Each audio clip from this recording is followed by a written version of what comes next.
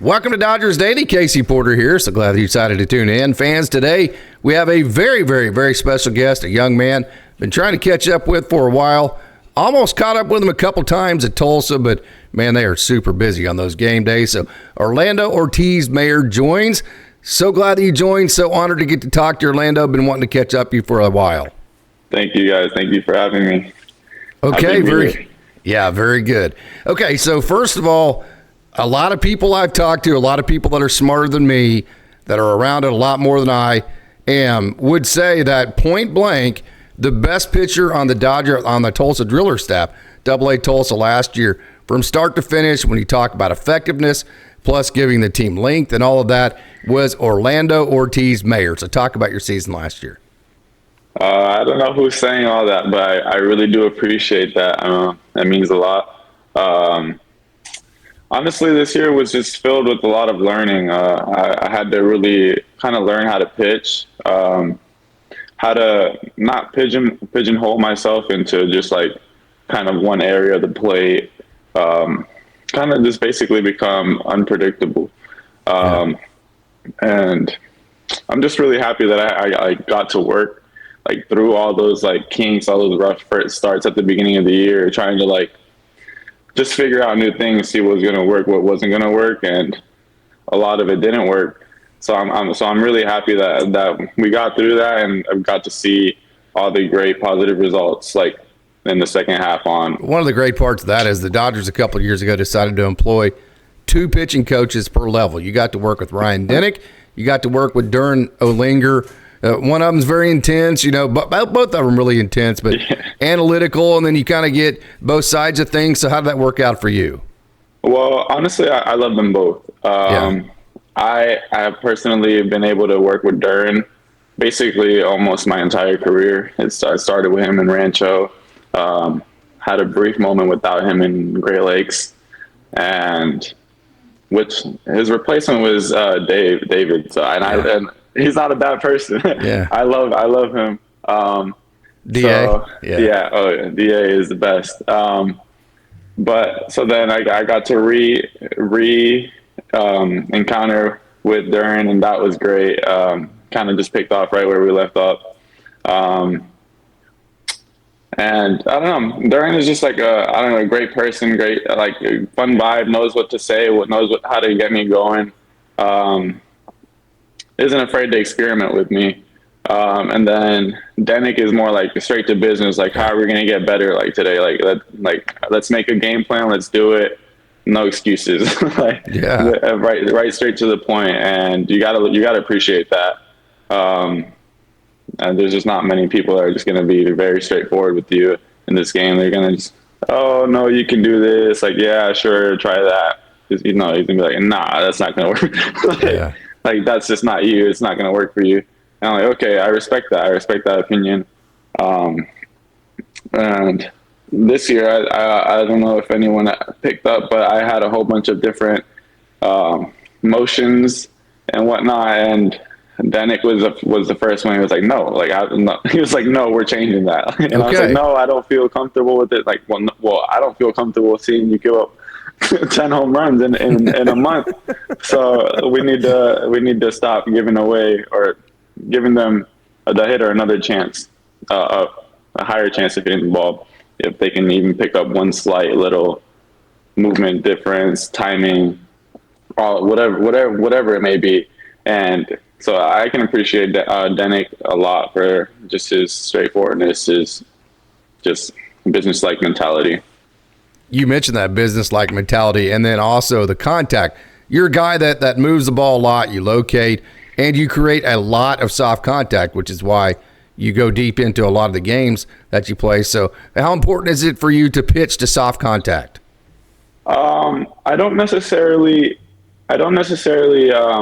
look for the soft contact. I tried to execute my pitches, and Dennick and Darren really kind of opened this idea for me where we're just gonna, instead of like pigeonhole into like one, like where we can only throw cutters to a lefty and just completely negate four seam and true seam to them, it kind of just kind of gave him an option to either lay off the changeup and go for the cutter, or lay off the cutter, go for the changeup. Either way, they knew what was coming.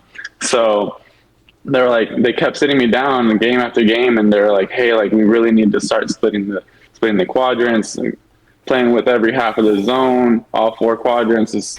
Let's try and mix it up, become a little more unpredictable. And every week you could kind of see like it was like almost there, and there was just always like maybe like 1 or 2 innings where we got too repetitive with a sequence, and boom, big inning, and we're like, oh my god, what is it?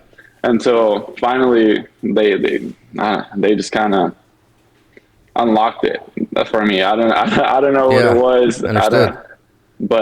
And also those two together made me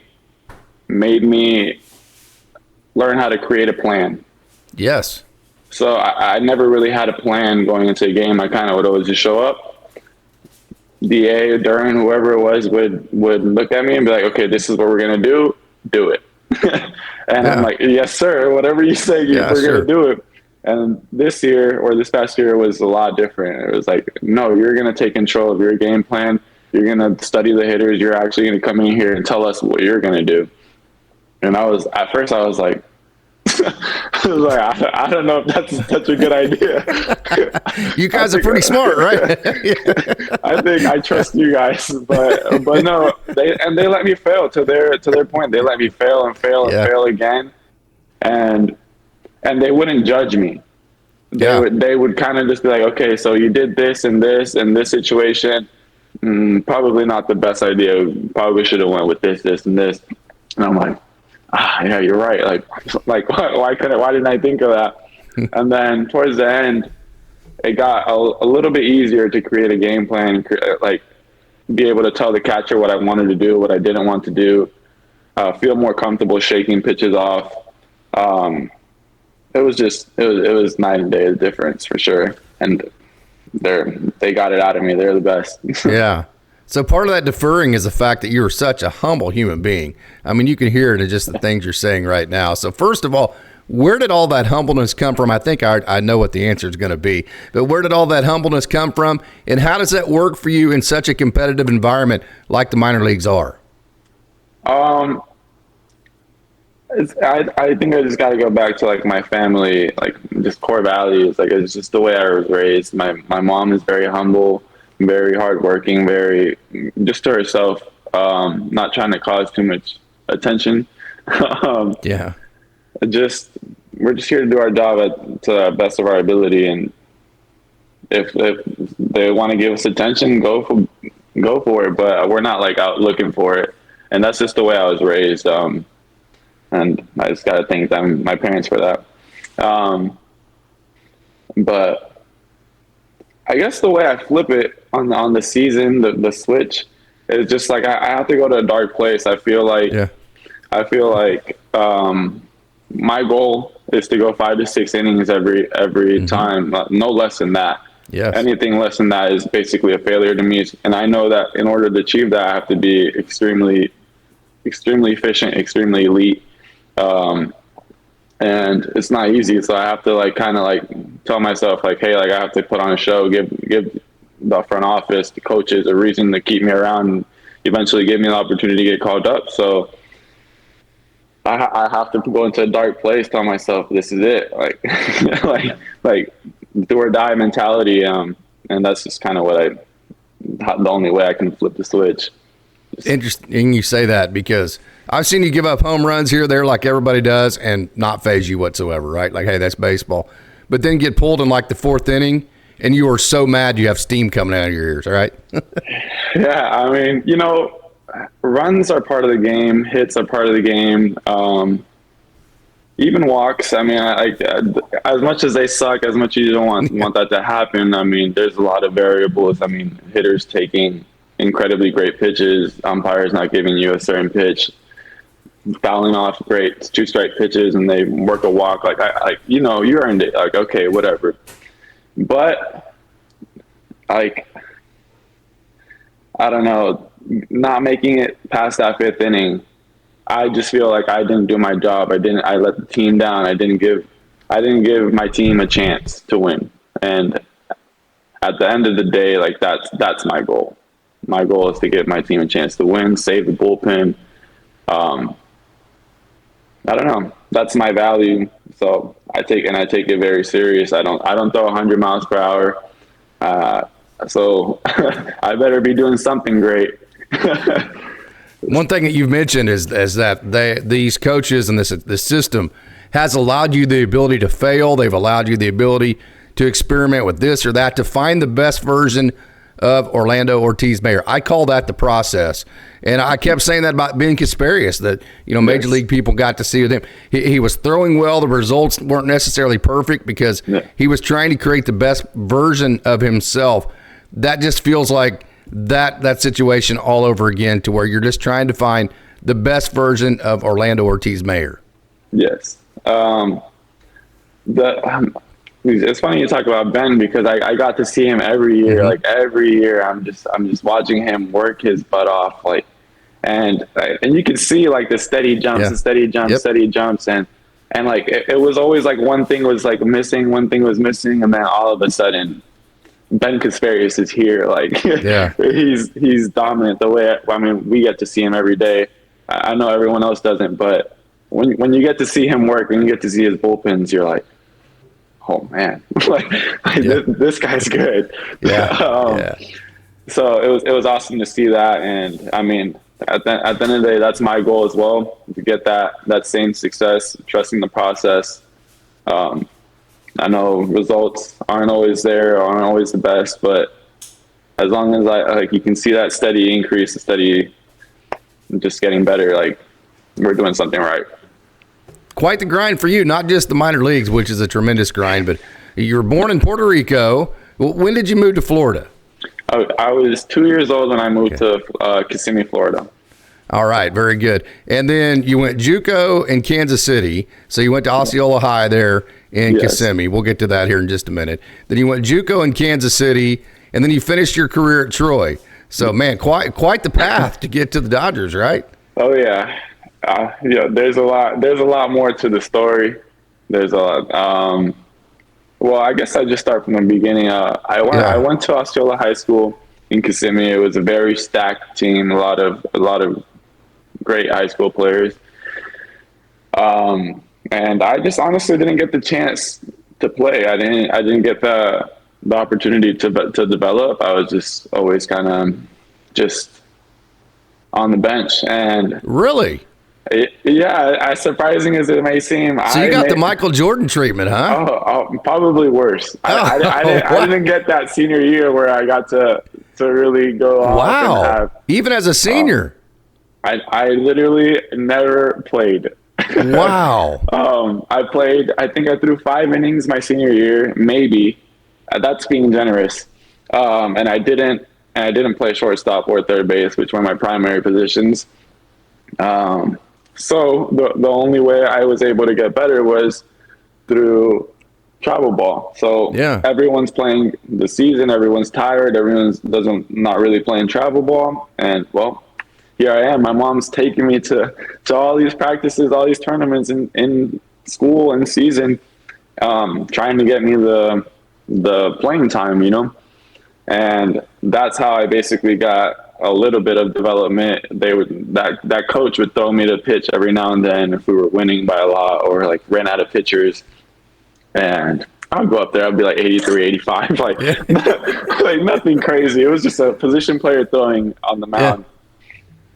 And I mean, I didn't have anywhere to go. I didn't have any offers. I didn't have any opportunity. It was non-existent. And one day I'm sitting there. At this point, my freshman year has passed. My true freshman year has passed. And I have yet to play an inning of college baseball. And I'm sitting there at home, wondering what's life like. What am I going to do? I'm not going to get a normal job. I just can't. I don't want to. I don't want to do that. I want to play baseball. Yeah. And So I'm sitting there and I randomly remember this coach that texted me when I was a junior, and I threw like 85 at this random showcase, and they texted me and I ignored them because it was a junior college in Kansas City. I was like, I'm in Florida. Like, what are you talking about? Come on, dude. But essentially I ended up texting them like 1 or 2 in the morning back a year later, and they responded and they were like, hey, like we would want to see you though. Like, could you fly out? Like, I have no money. It's like, I can't afford a flight out there. Somehow we get all the scraps together and I get flown out there. I show up at 8 in the morning. I topped out at like 88. I'm thinking, well, I'm getting back on a flight home. No offer, no nothing, right? Yeah. Instead, I got the opportunity of a lifetime. I got my full ride. I got full ride at a JUCO. Yeah. So, wow. Which, I mean, it doesn't really happen ever. So the only thing I had to cover was, I think it was my sophomore year, or no, my freshman year. It was just housing. So my mom only had to help me with $2,000 for the semester. Wow. And I was like, yes, sign me up. What do you mean? Yeah, absolutely. So a little bit colder in Kansas City than it is in Florida, but that's all right. Yeah, my parents weren't too excited, but they saw my face. They saw an opportunity for me to continue my education and just try at the dream again. And they said, you know what? Go for it. If you get one bad grade, we're not helping you. So I was like, okay, note taken. Did you get any bad grades? Did you call them on it? I did not. I didn't get a bad grade. My GPA had a significant raise. Good parenting. Yes. And then I had to get, I think it was like 70% towards my degree to go to a D1. Yes. So I had to get my grind on that immediately. So I was taking 18 hours a semester. Even in the spring? Oh yeah, with a job, everything. I had a student job too. So it was a student job from 5 in the morning to 8 in the morning. Weights from 10 to like 11, and then practice, I think it was from like 2 to whenever the lights, whenever the sun went down. Absolutely. So it was a rough junior. It was the full junior college experience, to say the least. But and it was in Kansas City, which is a long ways away from Florida. Oh yeah, away from home, away from everyone I knew. But I got the opportunity. Again, I have to keep going back to it. I got the opportunity to fail and fail and fail again.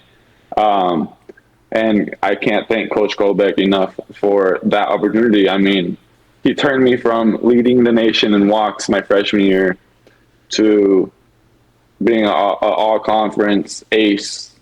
I only lost, I think it was 2 games. One of them was in the playoffs. I mean, it was awesome. Like, it was just, it was awesome to be able to see that change and getting the confidence to like know that maybe I can pitch. Like, maybe I do have a chance to like make it to the next level. And then I went from topping out 88 my freshman year to the next year topping out 94 in junior college. Wow. Which was they unlocked something. Yeah, it was and it was just the opportunity to play. Like, the opportunity to actually go out there and learn how to compete and learn how to pitch. So were you two-way playing in JUCO? No. They just took a leap and said, to hell with it, you're a pitcher now, huh? They took the biggest leap of faith. And wow, I'm so thankful. It just takes one person, doesn't it? I tell people that all the time. Yeah, just one, and you'll get a kick out of this story. Yeah. So I made it to. So then I went from having no offers to all these offers. I narrow it down to it was Arizona State, K-State, and Troy, and I was very scared. I didn't have development. I wasn't a big time guy. So I was like, I'm not going to go to Arizona State. I'm not going to play. Yeah. I'm not going over there to just be another 92 mile per hour arm you got down there sitting on the bench.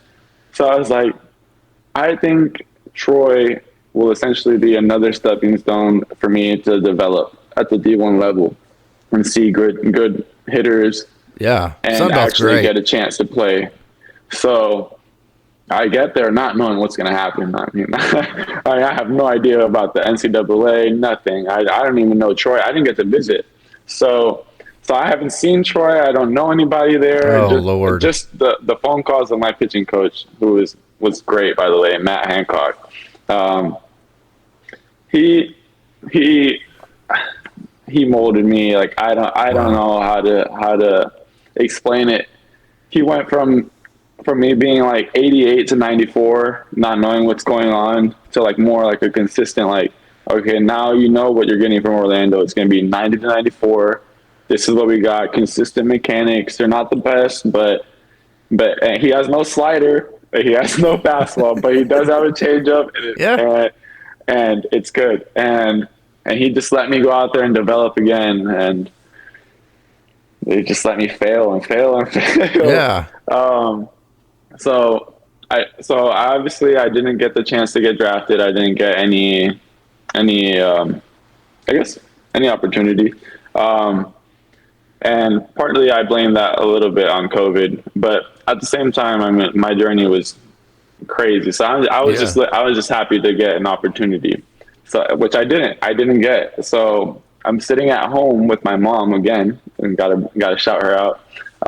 I'm sitting at home and she's like, well, what are we going to do? Yeah. Like right after the draft. And I'm like, I'm sure you got no sympathy. Well, I'm like, what do you mean? What am I going to do? I don't know what I'm going to do. I love you, baby. We got to figure this out, right? So at this point I have a chance to go back for a 6th year of college, which I did not want to do. Yeah. And my mom was like, okay, whether you're going back to college or you're getting a job. And I'm like, easy decision. I don't want either of those decisions. So she's like, oh, well, you know what? Text all the scouts that were texting you before the draft and during the draft. And I'm like, I look at her and I'm like, no, I'm not doing that. Like, I have a little bit of pride. Yeah. And she's staring at me and I'm staring at her, and like, you know what? Fine, I'll do it. So I texted like 10 scouts. Like, I still remember every single one. You remember which ones? I mean, I don't remember all their names, but I do remember the teams. Like, it was San Francisco, the Cardinals, Miami, Toronto, I think the Padres, and the Mets. Oh. And the Washington Nationals. And the only two that responded was the Nationals, who were trying to get me to go to the like association or Pioneer, something like that. Pioneer League, Rookie League, yeah. And I was like, no, I think I'd rather just go back to college over going there right now. And then, I was like, I'm going to text Garrett Ball. I was like, Garrett Ball seems like a great person. And I texted him, and he maybe like 5 minutes later, he texted me back. He's like, hey, I'm at this like meeting or something like that. I'll text you back in a little bit. Texts me back, or actually calls me, and he's like, hey, like we got kind of like a unique offer. And I was like, what do you mean unique? What, like what's going on? And he goes, okay, so you're not going to play your first year. You're going to develop. We're going to put you into a strength program and a velocity program, and we're going to try and get your velo up and just your weight up and get you strong. See if we can get something out of you.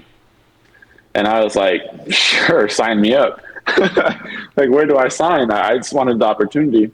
So I show up not knowing what to expect. Like my first day, I'm thinking I'm not even part of the team. I haven't signed my contract. I haven't signed anything. I'm not even here. Like, I'm just kind of like a person at the field that everyone's wondering who he is. And I'm developing and I'm throwing these bullpens, and all of a sudden my velo, and I've never thrown in bullpen above 90, I think, ever. So all of a sudden my bullpens in Arizona are like 92, 95, 92, 94. I'm like, whoa, okay. Wow. Okay. Like I'm seeing the difference. My mechanics are changing. They're more like what you see now. And I'm starting to make a name for myself. They start teaching me a slider, teaching me four seam, because I didn't have one at the time. I still kind of don't. We can call it Depends that. on the day, yeah. But characteristically speaking, it's not the best. But so where all these pieces are starting to come together, and then they're like, okay, after that first year, your career is in your hands. Like whatever happens. So I'm like, okay. So they throw me into Rancho, and wow, it was a god awful year.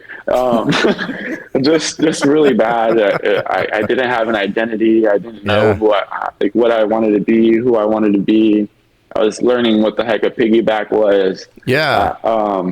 It was a lot, to be 100% honest. You couldn't have been further away from home either. Oh man, yeah. Yeah. So, but like I'm so grateful for that opportunity. I mean, like I would have never, I don't know, 5 years ago, 6 years ago, I would have never thought I'd be a professional, and especially not with the Dodgers. I mean, like this has been great. This has been a blessing. Yeah. So you mentioned the experience with Rancho being a little bit rough for you. So you had a good experience at Great Lakes. You got moved up to AA Tulsa in July of 2023. So not this past season, but the season before that.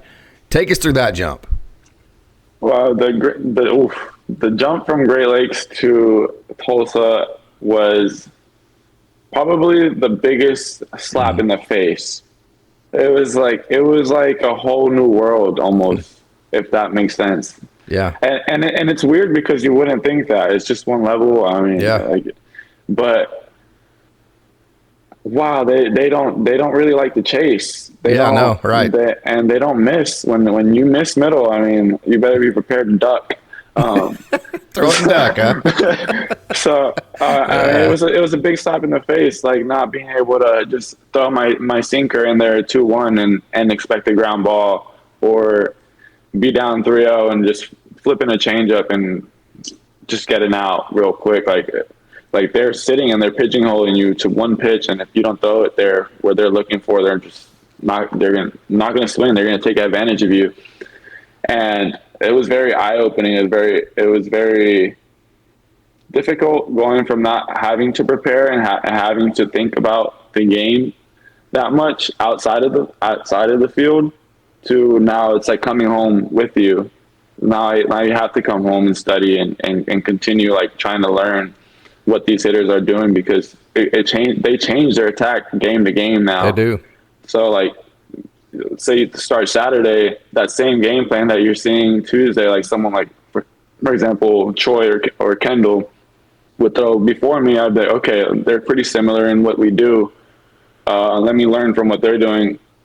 Let's say he threw on Tuesday. On Saturday, that same attack that they had for him is completely different. Now they're searching for something else, and it's just a lot deeper, and a lot of things that I never really knew were even a part of the game.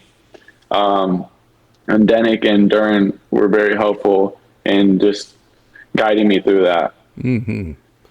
That's how I always tell people, that there is major league talent. Most of the guys in AA are talented enough to be major leaguers. Now, the execution isn't always major league perfect, but the talent absolutely definitely is. So you just had a tremendous end to your season this last year. I know you hit on it just a little bit earlier, but talk about the great finish. You had to have carried a lot of momentum into this offseason. It was great. It was great for the mental. It was great for everyone that was just kind of involved in developing me.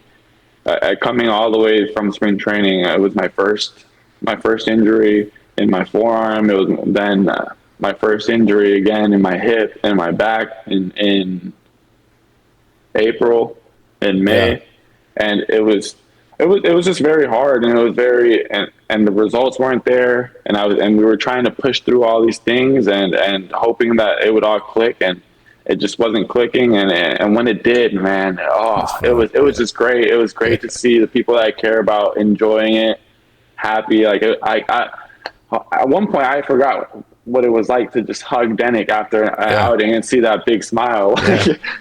Absolutely. or like that nice heartwarming hug that Denick gives you after. He's like, man, like it like makes you feel good because the hours that obviously I know the hours that I'm putting in and all the hard work that I'm putting in, but like I'm also very conscious about the hours like that they're putting in, even when we're asleep and when we're on our off day, when we're out doing whatever the heck we want to do. They're in the office creating the game plan for next week, and I'm like, man, it just feels great. Like that. So that last half, being able to execute every single one of their plans, every single one of their goals, and save bullpen over and over and over again. It was just like the validation, like finally, like the hard work paid off. Like, like I don't know, and it was great to like honestly keep my job because it felt for a minute, for a while there, it felt like I was fighting to just to keep it. Man, I don't know. There's no I don't know how to explain it other than it just felt great. What was it like getting to throw to Dalton Rushing and Diego Cartaya and Jainer Fernandez and GLP? But specifically, let's start with Rushing and Cartaya. Okay, all three of them or I guess all four of them are completely different. Yeah, they are. They are so different. Diego is the least emotional out of all of them. So when Diego's behind the plate, I know that I don't really have to think that much, if that makes sense. Yeah. And like, he kind of has that laid back personality the same that you do too, right? Yeah, but he also like, I don't know, he like motivates me in a different way though. Sure. It's more like I don't know. Yeah. It's comfort, like makes you feel comfortable. Yeah. And then Rushing is more like firing me up. Like he's like, hey, let's go. Like, let's kick some ass. Let's go. Let's go. We're going 7 today. Let's go. And then Jainer is a fireball back there. Yeah, and he is. If I throw a bad pitch, he's throwing it even harder back at me and screaming, trying to get me to go. And like, so and GLP is just a great human. So like, it's good. It's more like he's just calm. Like it's just a calm presence, like big target, big arm. Like, I don't know. He's very humble too. So like it's nice. Like he's taking advice from you a lot too. Mm-hmm. He's asking you, but so they're all different. But throwing to Rushing specifically, I don't know what it is. I think it's more that he thinks outside of the box a lot.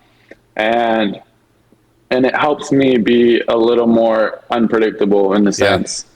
And also, I guess I was his roommate for a while in Great Lakes. I think that connection kind of grew a little more too from Great Lakes on. So like, I don't know, maybe that has to help too a little bit.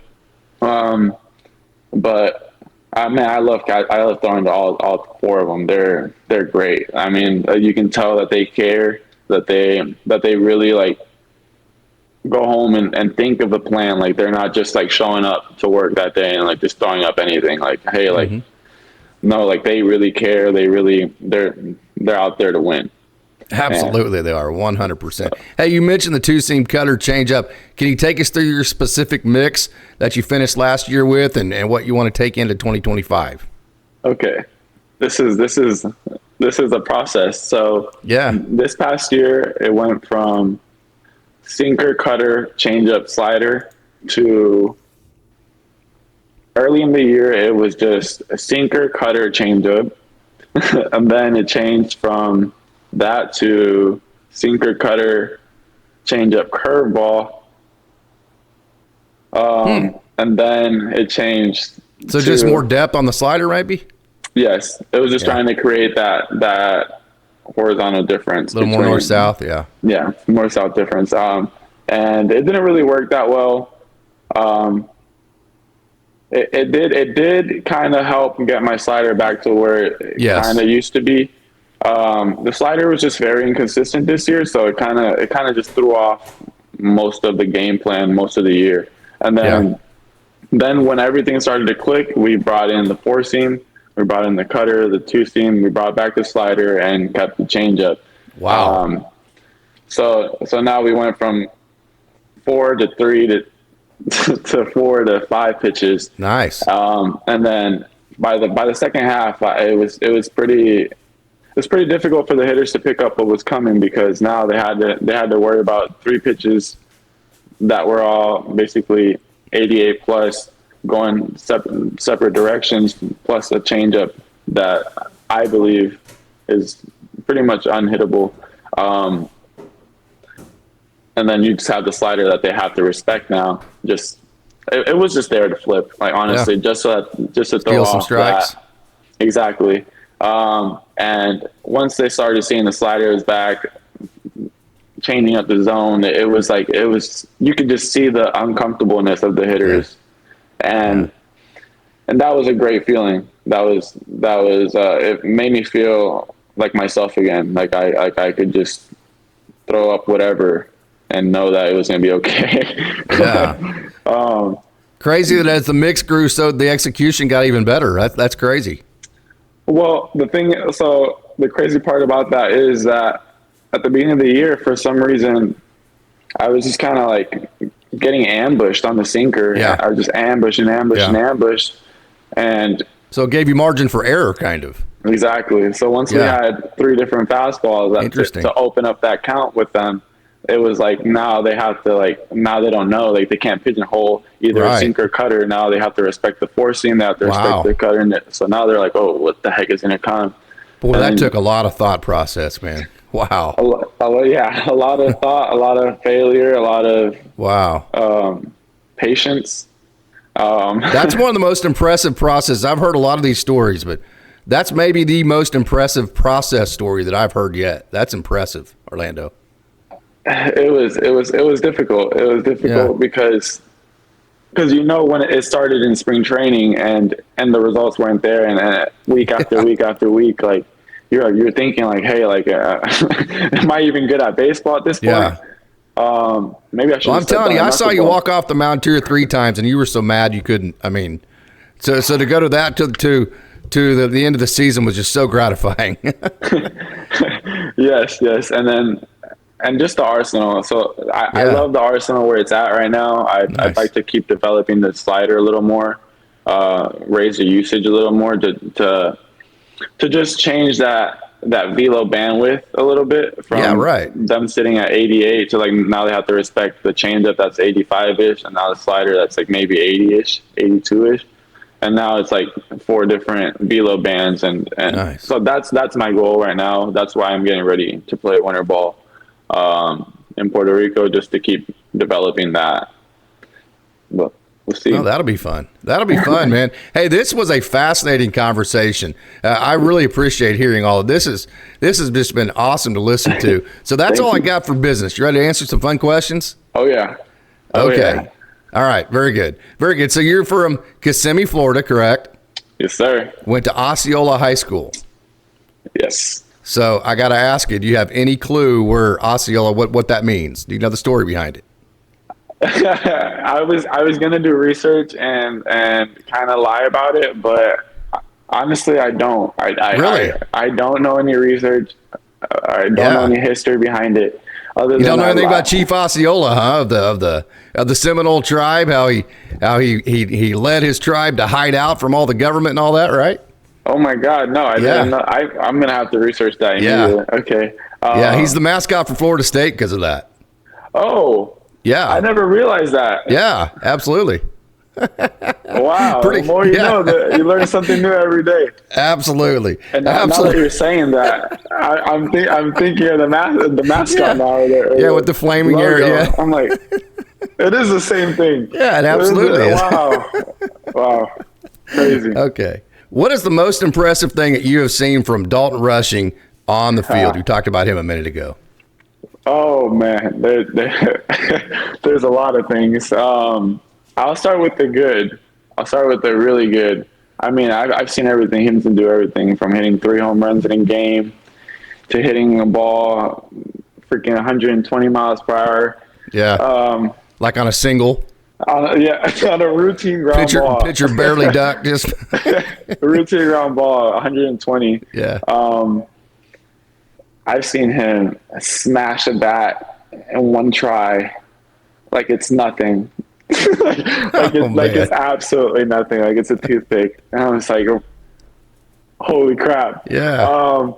No, and honestly, I think the most impressive thing I see him do day in day out is kind of battle that mental part of the game. Mm-hmm. Like I don't know.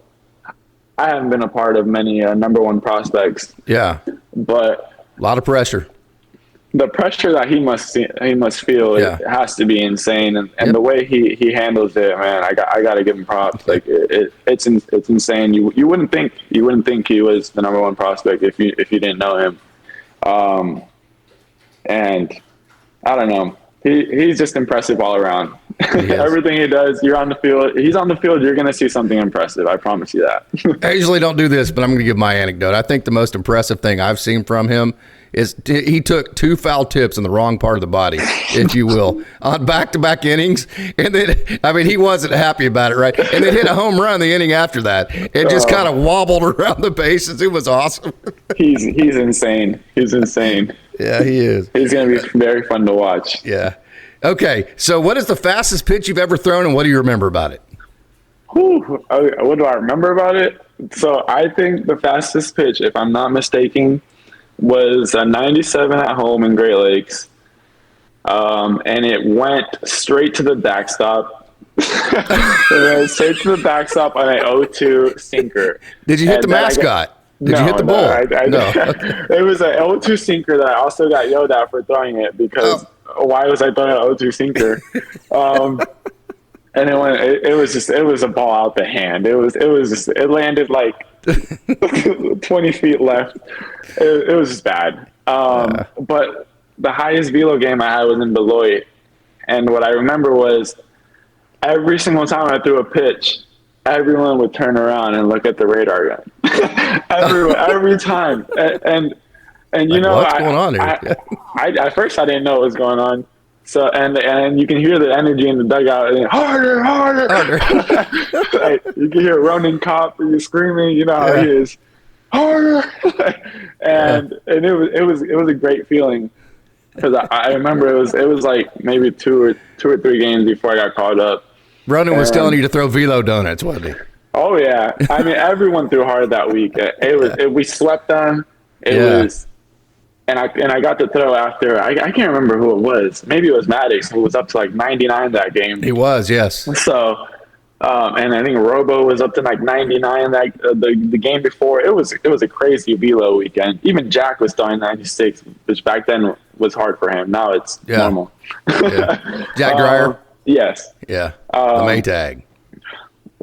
Wow, what a talent. Yeah, absolutely. And what a person also. No kidding.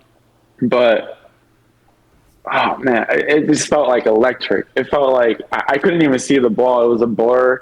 And every time they swung, it was just like an ugly swing. And they were like, what the heck is coming at me? I mean, it was like 10 and 20 on the sinker at 96, 97.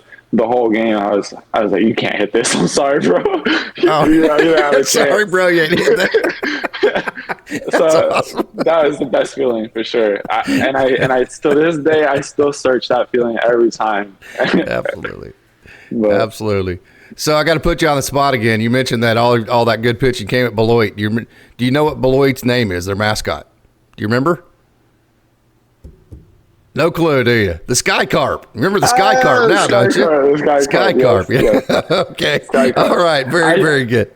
I should know. I mean, I love Miami. I don't know why I didn't know that. They had a talented team, though. They just couldn't. They couldn't piece it together that year. Okay. So last bit of business here. We're gonna make Mom happy here because I've heard your name pronounced 7,000 different ways, and I know it drives her insane. Right.